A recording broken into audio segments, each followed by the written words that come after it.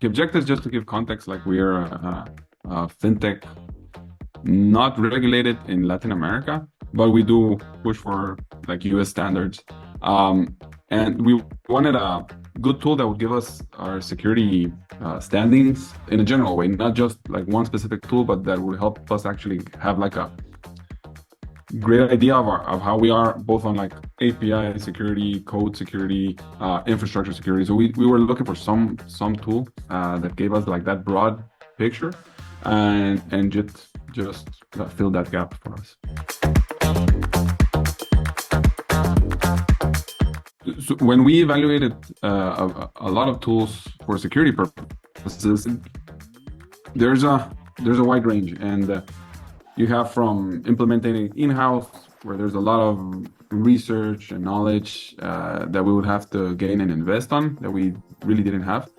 But the tools are out there, right? The tools are out there, open source. Or you can go to the other end and go enterprise. But there, I couldn't find like a good one that would actually just in our sweet spot that would actually help us guide us, but also it was easy to use. So most of the other tools that I evaluated had a higher level of effort to getting started.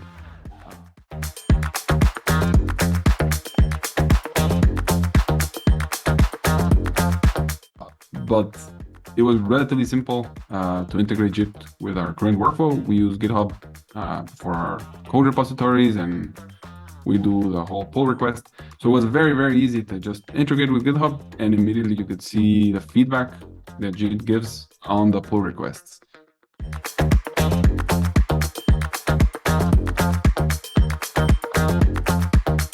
And the great part from their side is that it's not a new tool. They don't have to learn anything new. It's just everything in GitHub. They receive, like if they were receiving a code review, basically it gives concrete feedback, suggestions, and you can either ignore in some cases, which it makes sense to ignore, but in other cases you can remediate the problem.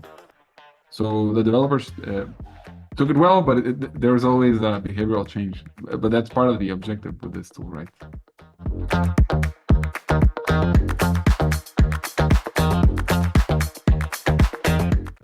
So we're actually basing our objectives on JIT security plans, which I really, really like, especially for a company. We don't have like a cybersecurity expert. We have advisors from time to time, but we don't have anyone in-house. So it actually is a huge value for us to have like a clear map. So we set up quarterly objectives of where we're currently at with one of the JIT security plans and where we want to end up, either percentage-wise or remediating the critical and high risk